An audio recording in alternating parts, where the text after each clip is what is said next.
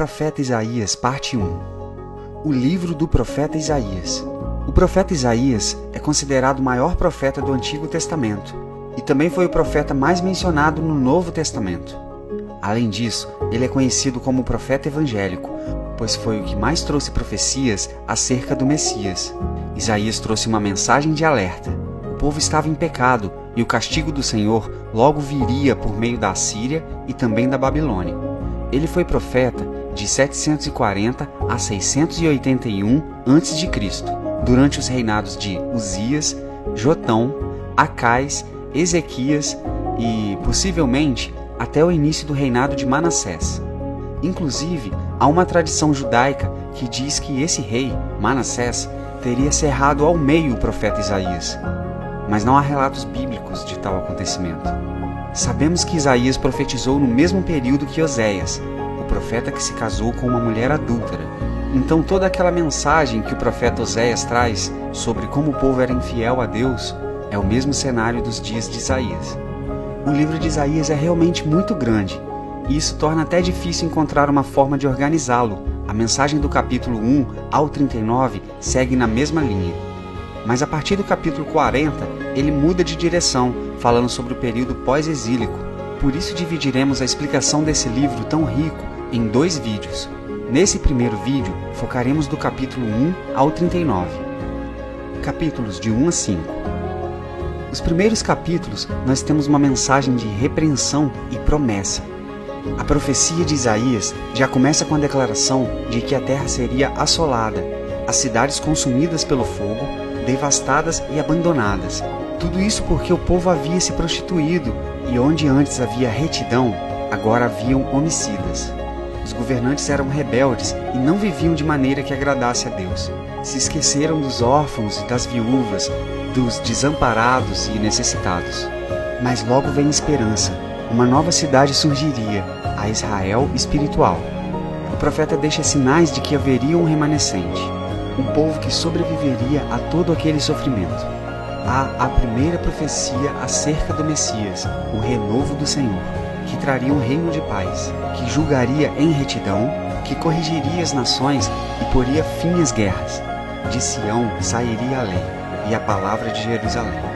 E assim segue toda a profecia de Isaías, um aviso sobre o castigo vindouro, mas também uma mensagem de esperança. Capítulo 6. O livro de Isaías não está organizado em ordem cronológica, e a maior prova é essa.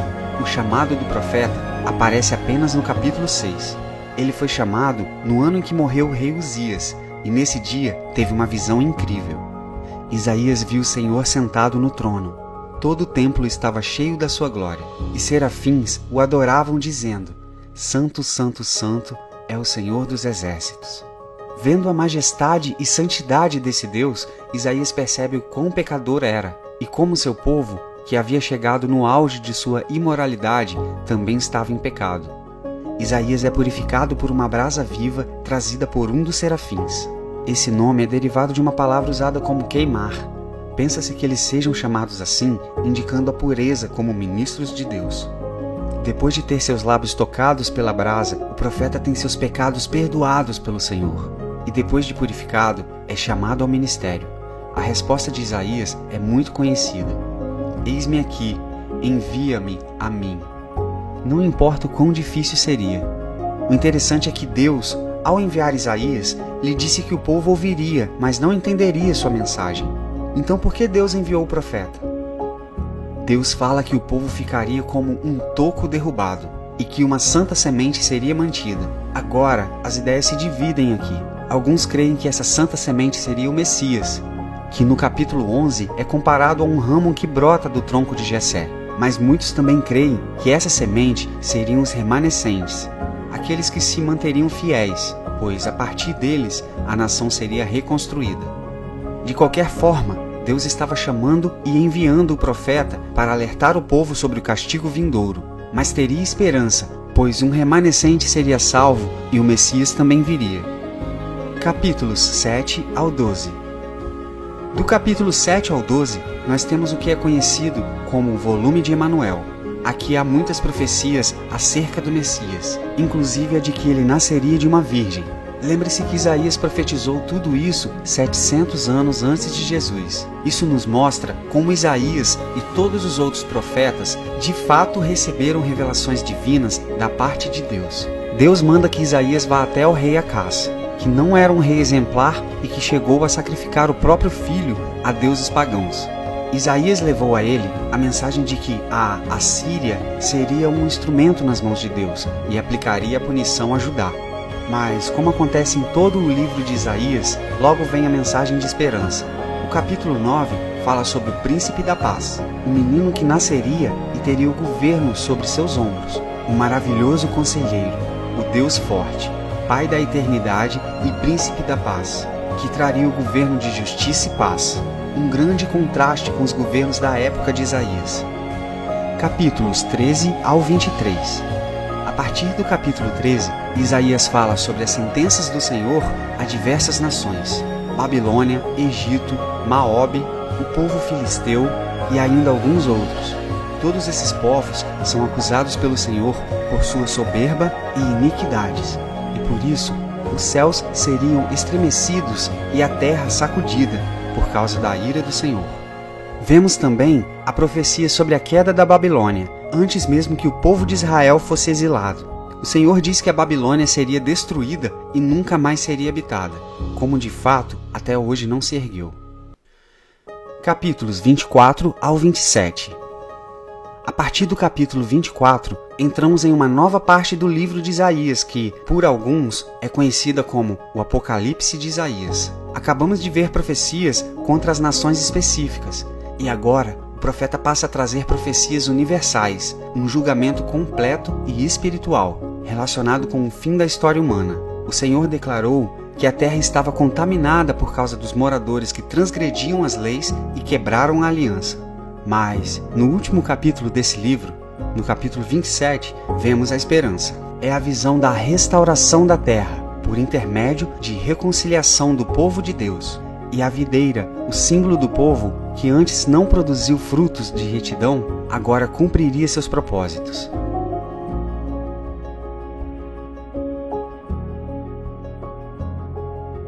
Vemos ainda uma profecia que o Senhor feriria o dragão e a serpente, que aqui são representados da Assíria, do Egito e da Babilônia, instrumentos usados por Deus para trazer julgamento ao seu povo. Esses povos que seriam feridos por suas iniquidades, como o profeta já disse no volume anterior. Capítulos 28 a 35.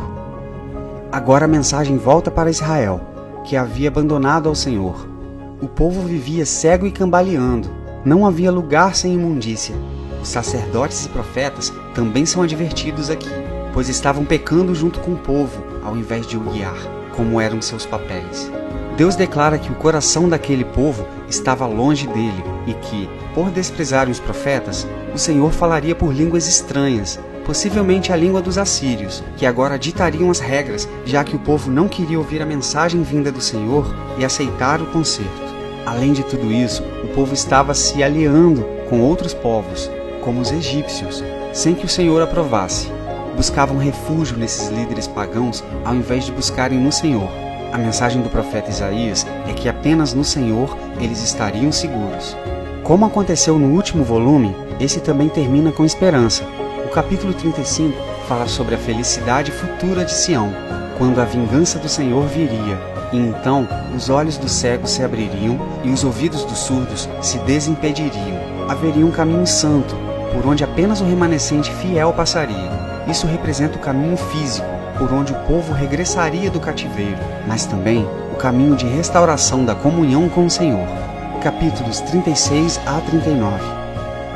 A última parte do livro de Isaías que estudaremos neste vídeo, do capítulo 36 ao 39, é conhecido como o volume do rei Ezequias. Ezequias foi um bom rei para Judá. Ele derrubou os altares idólatras levantados por seus antepassados. Na ocasião narrada nesses capítulos, a Assíria havia subido contra Judá e a tomado. Os assírios afrontaram o Senhor dizendo que esse Deus não poderia livrar o povo de Judá, da mesma forma que os outros deuses não poderiam livrar as nações que a Assíria havia tomado. Mas é claro que eles não sabiam que, dessa vez, estavam falando do verdadeiro Deus. Isaías leva a mensagem ao rei Ezequias que ele não deveria temer, pois Deus livraria Judá. E assim aconteceu. O anjo do Senhor feriu, no arraial assírio, 185.000 homens, livrando seu povo. Em sequência, no capítulo 38, vemos a doença de Ezequias e como o Senhor ouviu sua oração, lhe concedendo mais 15 anos de vida. Mas esse rei também errou. Ele decidiu se alinhar com outros povos. Ezequias mostrou todas as suas riquezas e todo o seu domínio aos babilônios. Essa atitude de Ezequias foi desaprovada pelo profeta Isaías, que lhe disse que aquela mesma ação, a Babilônia, um dia viria e tomaria todos os tesouros de Judá. Isaías estava certo. Cerca de 100 anos depois, a Babilônia sitiou Jerusalém e levou cativo o povo, bem como seus tesouros. Toda a mensagem do livro de Isaías até aqui culminou nesse acontecimento, o exílio da Babilônia. A mensagem do profeta Isaías começou como uma advertência ao reino norte, e ele viveu para ver a destruição e o cativeiro de Israel, que aconteceu em 722 a.C., pelos assírios. Mas Isaías morava em Jerusalém, a capital de Judá, o reino sul. Judá seguia o mesmo caminho, e ver seus irmãos e irmãs sendo levados para o exílio não foi o suficiente. Por isso, o profeta também alertava seu povo sobre o castigo vindouro, e no capítulo 39, Isaías diz para o rei Ezequias qual seria a nação usada por Deus para os punir: a Babilônia, que tomou Jerusalém cerca de 100 anos depois da predição do profeta. A partir do capítulo 40, a mensagem muda a direção. O profeta passa a falar sobre a esperança futura, aquilo que aconteceria depois do exílio. E esse novo volume nós veremos no próximo vídeo.